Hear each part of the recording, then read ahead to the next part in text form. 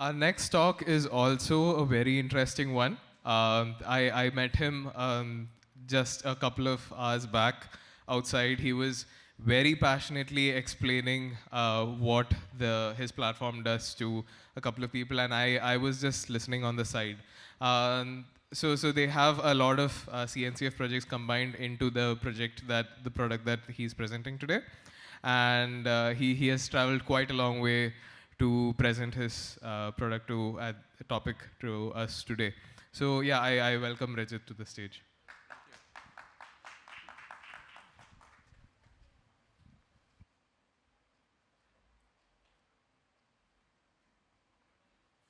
I think I can keep it on top of this one, right? This will do.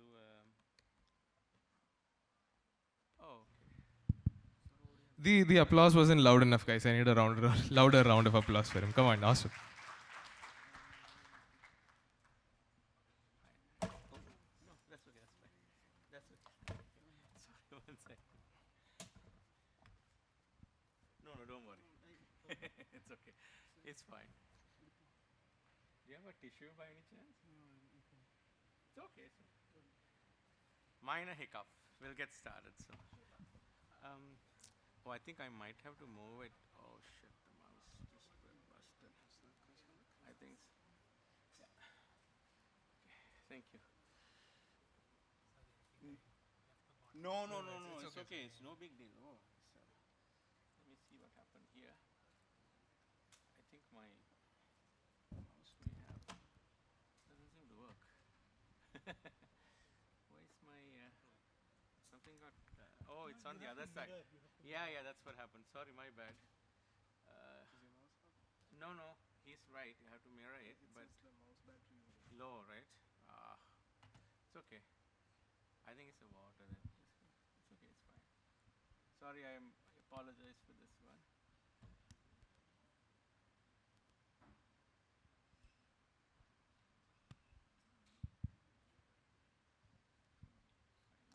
There had to be, one technical difficulty at least for the day, right? Luckily, it's not something that's very major. How many of you here work in observability? Just show of hands. Awesome. Others, we cross our fingers and hope for the best, right? There you go. All right, awesome. I think it should be good now. All right. How's everyone doing? Good? Awesome. Thank you. Oh, a little bit closer? Okay, good. It's good to see my friend Ram here. And he certainly woke up the crowd. Tough act to follow. Good. All right. This is timer here too, right? Okay. So I'm Rajith. I'm the founder and CTO for Randoli. It's an absolute pleasure to be here in beautiful Kerala. I grew up in Sri Lanka, so this certainly feels closer to home. There's a lot of similarities in the food, especially the coconut milk that's been used. So I really enjoyed the food since coming to Kerala. And again, a pleasure. And also a big shout out to Humble and his team for putting together an amazing show. Great job, because I know how much it takes to put a show like this together. Okay, cool. So to tell this story about how we build this observability platform using the various CNCF projects, let me do a quick intro about Randoli to kind of set the context, right? We started some time back doing consulting, helping customers to modernize their applications onto Kubernetes. And in this process, we started seeing some problems, and I come from a product engineering background. I've always had a passion for building stuff. So we ended up starting to build a product. We took it to KubeCon, got feedback, and after many iterations, we ended up with App Insights to help platform engineers, SRE, DevOps, whatever your role may be, and even developers to troubleshoot faster, to secure their workloads and optimize cost. Now, this is what I really think about our product. The previous one was like more, the more official version. But these are some of the things that you would start to see when you try to bring a product. So that's exactly what happened to us. So we had this first iteration of our product, And we needed to, when we went to production, we had to start thinking about cost. We had to start thinking about security. And then we had to figure out how to build better observability to troubleshoot faster. So we started to look at some of the open source projects out there, right? So CNCF has some really, really cool projects. And there's a lot of innovation that's happening there. So we decided, you know what, let's build a platform using those CNCF projects. But then we ran into this. They have so many. And so which one to use kind of thing, right? So we ended up doing research and picked up a couple of projects. And then we faced another challenge. And so this is, by the way, my speaker notes, which I ended up putting here anyways. Because when you, and these are some of the challenges you will face too if you try to use these tools at scale. They're brilliant, these projects, like a lot of innovation happens. But the focus is on sort of like the core features and driving that innovation. But they are usually scoped to a single cluster. So if you're running multiple clusters, you don't get the multi-cluster view. So that was a challenge for us. Installation and like any kind of customization, maintenance is always a challenge. And you will notice this when you have to keep up, upgrading versions and stuff like that. And then you always have to think about security on top of that. They usually have basic security, but you got to layer authentication, RBAC, audit, and all of that stuff on top. So great. Now we picked it, we started working on it, and then we built this sort of agent-based platform with a single pane of glass across multiple clusters, right? And that sort of was the sort of the beginning of building observability for this product we had at the time. And this is kind of like the most serious version of it, where we utilize some of the best CNCF tools out there to build this. Now, we like this so much, we actually ended up, the pet project that we started ended up becoming our main product. And so today, what I really wanted to talk about was, the sort of like the why behind, we built this, and talk about, at least mention some of the CNCF projects that we used, and we've started to contribute to some of those projects as well right now, and I encourage all of you to check them out. Right, so let's start with cost management. And if you take a product, even in engineering, in your dev environments, you start to care about cost, and especially if you start to scale, this is something that you need to look for. And this is why, because if you look at the typical production environment out there, if you look, especially the larger organizations, there's ample room for cost optimization. You will see people over provision.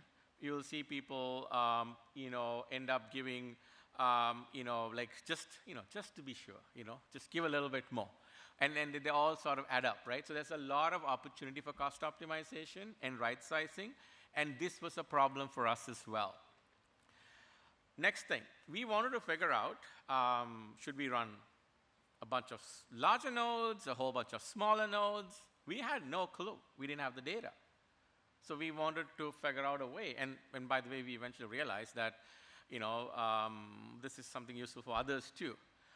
There's a great project called Carpenter, started by someone from AWS. Now it's on Azure as well. That tries to answer some of these questions. But even if you use a tool like that, you kind of want to know, is this working for me? Is there a way that I can tune it further, right? So that visibility was important. We tried to answer this question, and we didn't know. So, how much does it cost to run this? Or how much does it cost to run a particular set of applications? So we wanted to find answers for this. And this was a key requirement when we looked at our observability platform. Anybody knows about this? Yeah, I'm pretty sure a lot of the developers, because when someone says, oh, you got to do cost optimize, someone goes and reduce the limits, and next thing you know, there's a whole bunch of kills. Or other times, if you run Spring Boot, you will find that the startup time is a little bit, it takes longer, needs more memory, and if you optimize it a little bit, like if you reduce the limits a little bit aggressively, you will find that the pod doesn't start. It keeps on, sort of restarting because you based your cost optimization about after it is started to run, right? Which will end up using less memory. So there are things like this that you need to pay attention to. And then this is one of my favorites. When there is a, sorry, I'm not sure why that mouse battery thing is, hopefully doesn't seem to go away either. I apologize for that. But yeah, this is one of my favorites because sometimes you get a sudden increase in your bill and your manager asks, like, why did this happen? Do you know? Nobody seems to know. Or it takes some time for them to go dig deeper into the details to find out what is the root cause behind it, right? So answering some of these questions are pretty critical. Let me see if I can get rid of this. There you go. Thought I did it before, but yeah, okay, cool. Back on track. So answering some of these questions was a key requirement for us. So we looked at the open source projects out there, and we did our research, and we built whatever we talked about based on these open source projects. So OpenCost, it's a CNCF project. What OpenCost can give you is, at least on a single cluster, it can look at the cost allocation. It'll integrate with the Cloud Vendor APIs, and it pulls down the pricing sheet. And it also provides efficiency data. So for example, if you give 1 gigabyte of memory for your pod, and if it's only using like 20% of that, it can highlight pretty easily, right? So it's a great tool and gives you a lot of raw data, and we leverage that to build more sophisticated reporting and analytics based off that. Vertical pod auto-scaling, we use it in reporting mode, and we use that to get some right-sizing suggestions for us. It can look at the data and provide all of that information. And then Prometheus, good old Prometheus, it's a pretty popular tool out there, and we use that to do anomaly detection. And now we're experiencing with Mimir. It's like the long-term, Prometheus storage thing. So these are really great open source tools that can be valuable on the cost side, and I'm pretty sure there are other stuff as well. I'd love to hear your thoughts if you know about some other tools. And these open source projects are pretty actively developed. It's a great way to start if you're doing, thinking about cost management. Right, let's look at quickly about security. Ram talked a lot about this, so I'm not going to spend too much time. It's pretty important to understand what what's your situation with CVs and vulnerabilities. So it's no different for us, and we needed a way to figure this out. We used 2 of these projects out there. So KubeScape is one. Ram talked about the gRPC database, right? So KubeScape actually uses gRPC and gives you a CVs based on the gRPC database. It scans all your workloads. It can also scan all your workloads on all your YAMLs and workloads on Kubernetes, and just like a best practices analysis based on the, sorry, it's not SOC 2, it should be the CIS benchmark. So it gives you for example, it can detect things like, are you running root containers? Have you set your limits? There are cases where you shouldn't be setting your limits, but as a general practice, good thing to do. It looks at whether you have your liveness probes, redness probes. So KubeScape is a great product, open source project that's out there, free to use. I encourage you to try that because security is very important. So Kyverno is a policy engine for Kubernetes that can not just validate but also mutate. That can really help improve your security posture. So I encourage you to look at these 2 open source projects as well. Now, comes to the sort of like my favorite part, troubleshooting, right? Because like anytime you start to go to production, initially, whether it is a smaller organization or a larger organization, there's always this early period where you're kind of figuring things out because troubleshooting, especially beyond a certain point, is very application specific. and this is one of the toughest challenges that you will face in terms of building observability, right? So there's a couple of things I want to talk about here. Let's see, like when you usually get a issue in production, right? The platform team, whether it is SRE, DevOps, depending on your role, will start to look at this, right? And typical answer from dev is it worked fine in dev. My job is done.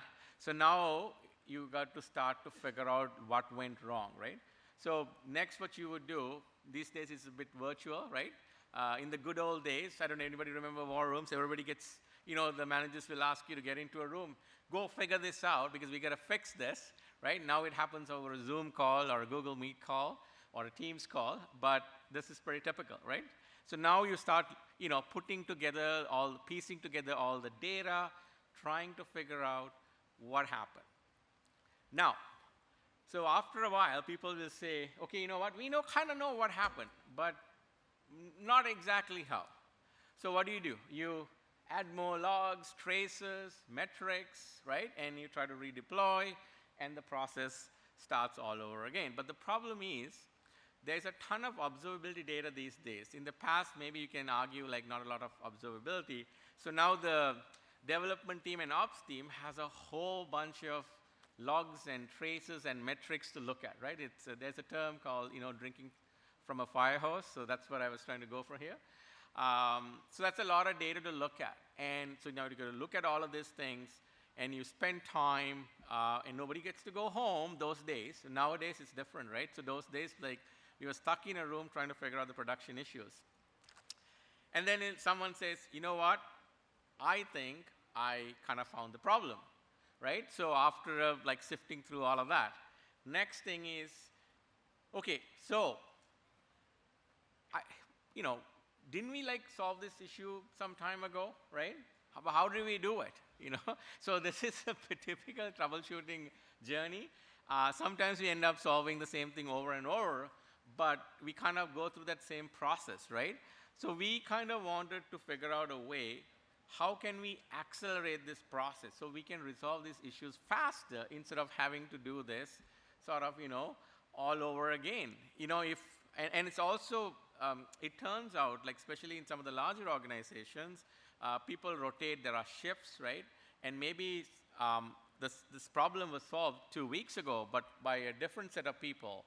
And now the same issue is solved, is faced by whoever that's on the shift today, but they probably don't know about this issue, right? So, but there is a way in this day and age, we should be able to capture all that knowledge, bring all of those things together, and solve that, right? So that's what we kind of set out to do for our own pet project, I would say, and which eventually turned out to become our product. So let me talk a little bit about these open source projects. I talked about Prometheus again, during the cost aspect of it. We use Prometheus heavily.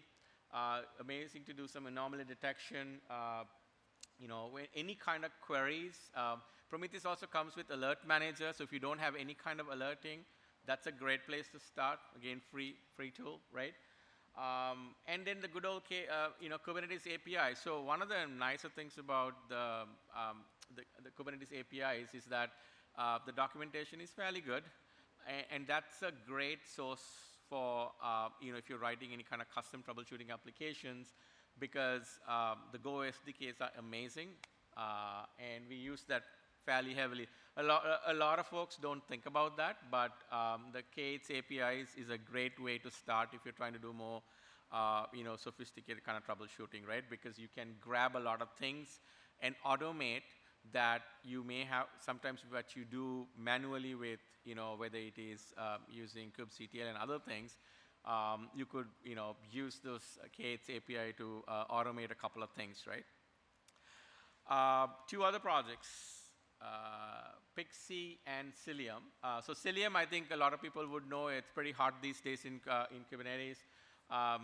Can detect a lot of things with so Cillium is a CNI, and because it runs at the network layer, it can detect a lot of things like latency issues, network errors, any kind of sort of anomalies and stuff like that. Because the raw data is there, if you tap into that, you can get a lot of information. And anybody who came by our booth would have seen that network map, right? That's based on Cillium.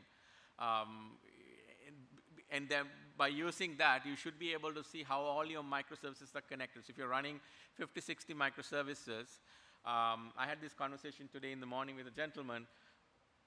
It's very hard to debug because they're all connected, and you don't know which microservice in this long chain of interactions is actually causing the issue. It could be one, the problem might surface in, let's say, your API layer, but the actual problem might be in one of the downstream microservices, but it's very hard to see that because you have to, piece by piece, look at everything to get the complete picture, right? But by looking at, but using tools like Cillium, et cetera, you should be able to at least get some data to help accelerate that process. So Pixi is another very interesting project. It's again a CNCF project. It was open sourced by a company that got acquired by New Relic. Pixi has an hotel, has hotel support, but it also provides some very interesting data based off eBPF. For example, if you are using Redis, Postgres, Mongo, Kafka, it can automatically detect using eBPF. For example, if you're using something like Kafka, consumer get data about producer latency or any kind of data about the lags, consumer lags. If you're using HTTP, it can show you the latency for things like the HTTP, like inbound, outbound calls. If you're using database, it recognizes the Postgres via protocol and SQL Server, it can tell you these particular queries are actually taking X amount of latency. So you start to build a picture without actually having to explicitly grab all that data and do stuff like that by tapping into the power of eBPF. And it can also give you something like a flame graph, right? So these are all free open source tools that are out there that can give you a very good picture. Yes, it takes some time to look at it, but they can give you some pretty sophisticated data to help you build a troubleshooting platform. So this is what we ended up using to put everything together. I'm right on time. Just want to leave a couple of minutes for questions if anybody has anything. We usually post about, we're going to start a new series on troubleshooting and security and cost optimization by talking to a number of experts, and we'll post it here. So please, follow us on Twitter, and you can get the updates. So thank you again. I appreciate all your support today. Thanks for tuning in. We got a couple of minutes. If anybody has any questions, I'm happy to answer. Otherwise, I can wrap it up. Any questions, anybody?